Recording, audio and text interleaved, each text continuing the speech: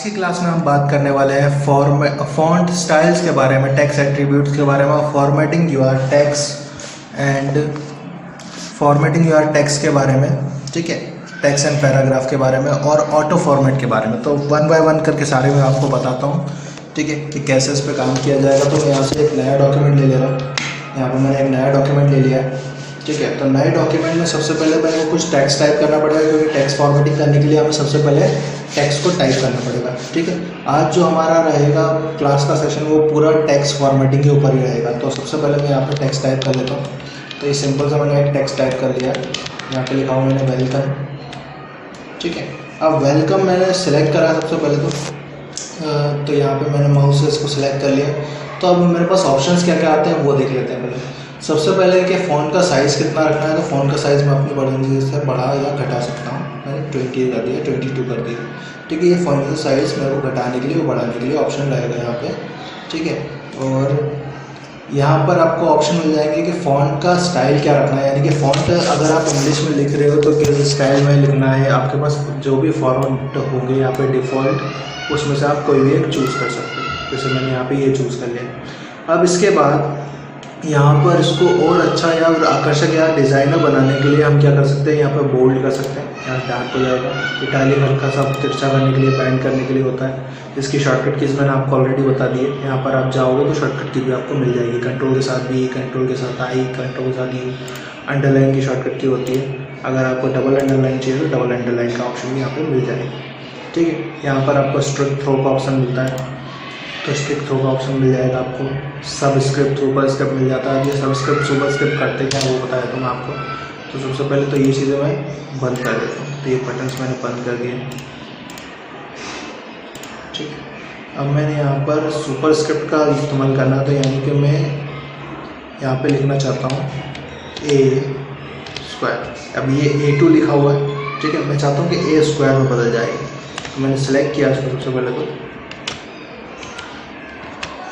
ये सेलेक्ट कर लिया, ठीक है। अब यहाँ पर मैं चाहता हूँ कि ये सब सुपर स्क्रिप्ट का मैं यूज़ करूँ। ए जो है वो जो 2 है वो ए के ऊपर आ जाए। तो यहाँ पे कुछ A² जैसा दिखने लगे। अब जैसे कि मतलब लिखना है यहाँ पे CO2, ठीक है, CO2। अब ये क्या है, पूरा सुपर स्क्रिप्ट में आ रहा है। तो मैं क्या करता हूँ, इसको बंद कर देता हूँ। सिलेक्ट किया मैंने इसको और यहाँ पे सुपर स्क्रिप्ट मैंने बंद कर दिया। अब जो 2 है, यानी कि ये जो C है वो बड़ा होना चाहिए, यानी कैपिटल। मैंने यहाँ पे कैपिटल कर दिया इसको C, ठीक है। अब जो CO2 है, तो जो 2 है वो नीचे जाना चाहिए, ठीक है। तो यहाँ पर मैं क्या करूँगा, इसको 2 को नीचे ले आऊँगा सब स्क्रिप्ट से, ठीक है। सुपर स्क्रिप्ट क्या करता है, जो आप सिलेक्ट करोगे उसको ऊपर लेके चले जाएगा और सब स्क्रिप्ट उसको नीचे लेके आएगा। अब यहाँ से आपको फॉन्ट स्टाइल का ऑप्शन दिया हुआ है। तो फॉन्ट स्टाइल का जैसे ही आप सेलेक्ट करोगे यहाँ पर इसको, तो यहाँ पर फॉन्ट स्टाइल आप अप्लाई कर सकते हो, कोई सा भी। तो यहाँ पर मैंने फॉन्ट स्टाइल अप्लाई कर दिया। अगर आप क्लियर करना चाहते हो पूरी फॉर्मेटिंग, तो यहाँ से फॉर्मेटिंग क्लियर हो जाएगी। इसको बोला जाता है क्लियर फॉर्मेट, ठीक है, क्लियर और फॉर्मेटिंग क्लियर। अब इसके बाद आपको साइज़ अगर बढ़ाना है तो यहाँ पे साइज़ बढ़ाने का ऑप्शन भी आपको दिया हुआ है। यहाँ पे बटन 3 साइज़ बढ़ाने के, साइज़ कम करने के लिए, ठीक। तो ये कुछ फॉर्मेटिंग ऑप्शंस रहते हैं। और अगर आप हाईलाइट करना चाहते हो तो इसको हाईलाइट कलर भी बोल सकते हो आप। यहाँ पे कोई सा भी कलर, यानी कि जितना टेक्स्ट होगा उतना ही हाईलाइट करेगा। जैसे मैंने ये यहाँ पे सेलेक्ट किया, उतना ही हाईलाइट करेगा। अगर मैं ज़्यादा सेलेक्ट करता हूँ तो ज़्यादा हाईलाइट करता, या फिर मैं इतना ही सिलेक्ट करता हूँ तो इतना ही सिलेक्ट होगा और हाईलाइट करेगा, ठीक। तो ये आपको फॉर्मेटिंग का ऑप्शन दिया हुआ है। अगर आप फॉन्ट का कलर चेंज करना चाहो तो फॉन्ट का कलर भी चेंज कर सकते हो।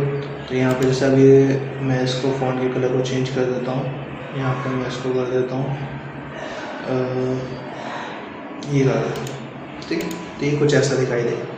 तो यहाँ पे फॉन्ट कलर का चेंजेस कर सकते हैं आप। तो ये कुछ चीज़ें मैंने आपको बताई जिससे आप फॉर्मेटिंग कर सकते हो, ठीक है। अब इसके बाद मैं आपको बताने जा रहा हूँ फॉर्मेटिंग योर टेक्स्ट। मैंने आपको बता दिया, टेक्स्ट एट्रीब्यूट्स बता दिए, फॉन्ट स्टाइल बता दिए। अब ऑटो फॉर्मेट क्या होता है वो मैं आपको बताया। तो यहाँ पर मैंने डेटा सिलेक्ट किया हुआ है, इसको सिलेक्ट करके वो डिलीट कर देता हूँ। अब जैसे मैंने यहाँ लिखा फर्स्ट, और जैसे मैं इंटर करूँगा ये ऑटोमेटिकली ST ऊपर चला गया, ठीक है। इसे बोला जाता है ऑटो फॉर्मेट। कहने का मतलब ये है कि जैसे ही आप फर्स्ट कोई भी चीज़ लिखोगे वो ऑटोमेटिकली फॉर्मेट हो जाएगी, उसको समझ में आ जाएगा करना क्या है इसके साथ, ठीक है। तो ऑटो फॉर्मेट चालू कहाँ से कर सकते हो, तो वो मैं आपको बताया। तो ऑटो फॉर्मेट को ऑन करने के लिए, जैसे अगर आप चाहते हो कि ये ऑटोमेटिकली काम करे आपके लिए, जैसे मेरे कंप्यूटर में कर रहा है, तो उसके लिए आप कहाँ से इसमें चेंजेस करोगे, तो यहाँ पर आपको चेंजेस करना पड़ेगा। यहाँ पे जाएंगे फाइल मेन्यू में। फाइल मेन्यू के अंदर आपको यहाँ पर ऑप्शंस नाम का यानी वर्ड ऑप्शंस आपको मिल जाएगी। वर्ड ऑप्शंस के अंदर आप जाओगे प्रूफिंग के अंदर। प्रूफिंग के अंदर आपको मिल जाएगा यहाँ पे ऑटो करेक्ट ऑप्शन, तो यहाँ पे आप क्लिक कर लोगे। उसके बाद यहाँ पर ऑटो फॉर्मेट का ऑप्शन आपको यहाँ मिल जाएगा, तो ऑटो फॉर्मेट का यहाँ पे ऑप्शन मिल जाएगा और ये विंडो आपके सामने आ जाएगी, ठीक है। तो यहाँ पे जो टिक्स लगे हुए हैं आप इसी तरीके से उनको टिक कर लीजिएगा चीज़ों को, तो वो ऑटोमेटिकली काम करने लगेगा, ठीक है। और उसके बाद यहाँ से आप करेंगे इसको ओके, और फिर यहाँ पे भी करेंगे ओके, तो ये आराम से उस चीज़ से काम करने लगेगा, ठीक है। जैसे ये अभी काम कर रहा है, तो ये इसे बोला जाता है ऑटो फॉर्मेटिंग, ठीक है।